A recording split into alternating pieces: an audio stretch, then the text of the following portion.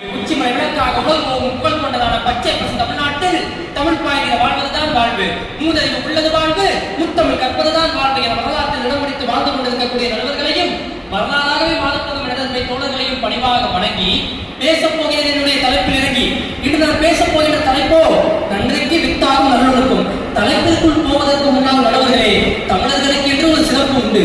வாழும் நிலத்தை குறிஞ்சி முல்லை நெய்தல் மருதம் பாலை என 5ஆக பிரித்தவர்கள் தமிழர்கள். வீசும் காற்றை 4ஆக பிரித்தவர்கள் தமிழர்கள். பேசும் மொழியை இயல் இசை நாடகம் என 3ஆக பிரித்தவர்கள் தமிழர்கள். ஏன் தம்முடைய வாழ்வையே அகம் புறம் என 2ஆக பிரித்தவர்கள் தமிழர்கள். ஒழுக்கத்தை மட்டும் பிரிக்காமல் ஒன்றாக வைத்தவர்கள் தமிழர்கள். நல்லொழுக்கம் என்றும் நன்மை தரும், தீயொழுக்கம் என்றும் தீமை தரும் என்பது வள்ளுவரினுடைய கூற்று. அதை நாம் ஒப்புக்கொள்கிறோம். நீங்கள் விவிலியத்தை படித்தால் தெரியும்.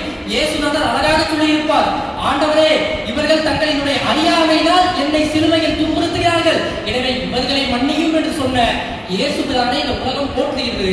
ஆனால் அதே விவிலியத்தில் வரக்கூடிய யூதாசை கூற்றுகிறது. தலவுள் இல்மி பதிதத்துள் அலாக்குள்ளி முஸ்லிமின் வா முஸ்லிமனி என்ற திருக்குறானிலே சொன்ன நபிகள் நாயகத்தை இந்த உலகம் போற்றுகிறது.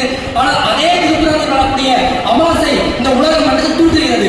அது போலதான் கௌரவர்கள் தோற்க வேண்டும் என்று எண்ணிய கூட்டம் கூட கர்ணன் இருந்ததற்காக வருந்துகிறது என்று சொன்னால், ஒரு மனிதன் ஒரே காலகட்டத்தில் வாழ்கிறார் என்று சொன்னால், ஒரு மனிதன் போற்றப்படுவதும் தூற்றப்படுவதும் அவனுடைய ஒழுக்கம்தான் என்பது அடிப்படை உண்மை. ஒரு விடயத்தை சொல்ல வேண்டும் என்று ஆசைப்படுகிறேன். ஒழுக்கம் என்றால் நாம் மிகவும் பெரிய விடயமாக நினைத்துக் கொண்டிருக்கிறோம். நல்லொழுக்கம் நன்மை தரும், தீயொழுக்கம் தீமை தரும் என்பதை நாம் சொல்லி சொல்லி கேட்டிருக்கிறோம். ஆனால் ஒரு விடயத்தை சொல்லட்டுமா? நல்லொழுக்கத்திற்கு ஆக சிறப்பான எடுத்துக்காட்டாக நான் இந்த அழகத்தை தான் பார்க்கிறேன்.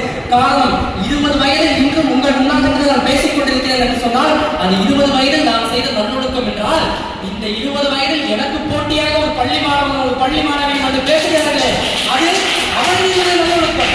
அது மட்டும் கிடையாது, அது மட்டும் கிடையாது. ஒரு நடுவதாக மதிப்பெண் கொடுப்பது மட்டும்தான் என்னுடைய வேலை என்று எண்ணாமல், என்னுடைய தங்கை இருக்கும் பொழுது மதிப்பாக அவளினுடைய தாகத்தை தீர்ப்பதற்காக நடுவர் தன்னுடைய வாட்டர் பாட்டிலை எடுத்து கொடுத்தார் அல்லவா, அதுதான் நல்லொழுக்கத்திற்கான எடுத்துக்காட்டு. அது மட்டும் கிடையாது நண்பர்களே, நம்முடைய அண்ணன் ஒவ்வொருவரும் இங்கு வந்து பேசும் பொழுது நம்முடைய ஒளிவாகியை சரி செய்து நம்முடைய குரல் உலகத்தை கேட்க வேண்டும் என்று ஆசைப்படுகிறாரே, அதுதான் நல்லொழுக்கத்திற்கான எடுத்துக்காட்டு. ஒரு விடயம் தான் சொல்ல வேண்டும் என்று ஆசைப்படுகிறேன். இந்த உலகத்திற்கு நாம் அதை கொடுத்தோம் இதை கொடுத்தோம் என்று சொல்லுவதை விட வள்ளுவர் ஒருவரை கொடுத்தோம் என்று சொல்வது பெருமையாக இருக்கும். காரணம், பாவனை பிரதித்தங்கள் அழகாக சொல்லுவார். திருக்குறளுக்கு ஒரு மிகப்பெரிய சிறப்பு உண்டு. என்ன தெரியுமா? எவ்வளவும் எந்நாடும் எவ்விடமும் வள்ளுவனை தம்தான் தமிழ்நாட்டான் தமிழத்தான் என்று கொள்ளும் வெற்றி திருவார் இதனையே வைப்புகளும் பற்றிய நம் வாழ்க்கை வளம்பெருக்கும் நல்லாசான் நல்லறத்தில் விட்டு நடுவு பழுத்தவன் இல்லறத்தை காத்த இளைத்தந்தை செந்தமிழ் நாட்சிக்கு மாற்றி கொடுத்துயர்ந்த மாப்புலவன் பாட்டியவன் கல்வி கடிதம் தன் பெயர் கூட தனித்தறியும் காத்த அன்பை தங்குகளை என்ற கடல் அப்பேற்பட்ட வள்ளுவனை இந்த உலகம் பேசுகிறது என்று சொன்னால், அவன் இந்த உலகத்துக்கு ஒன்றை தான் கொடுத்தான், அனைவரும் ஒழுக்கமாக வாழ வேண்டும் என்ற நெறிமுறையை கொடுத்தார். அதனால்தான் வள்ளுவம் உலகம் முழுவதும் சிறந்து இருக்கிறது. முதுமொழி காட்சியை நீங்கள் சொல்வீர்கள் என்றால், ஓதலில் விட சிறந்த ஒழுக்கம் உடைமை என்று முதுமொழி காட்சி சொல்கிறது. நடுந்தொகை சொல்கிறது, எக்குடியில் பிறப்பிலும் யாவரை ஆயினும் அக்குடியில் கற்றோரை வேறுவதை என்று சொல்கிறது.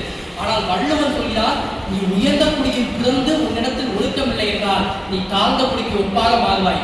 அதுவே நீ தாழ்ந்த குடியில் பிறந்து ஒழுக்கத்துடன் வாழ்ந்தால் நீ உயர்ந்த குடிக்கு ஒப்பாக மாறுவாய் என்று வள்ளுவர் சொன்னால், அதுதான் ஒரு ஆகச்சிறப்பான எடுத்துக்காட்டு. நீங்கள் உலக வரலாற்றை படித்து பாருங்கள். தன்னுடைய வாளினுடைய கூர்மையை கொண்டு இந்த உலகத்தை வென்று காட்ட முடியும் என்று சொன்னவர் நெப்போலியன்.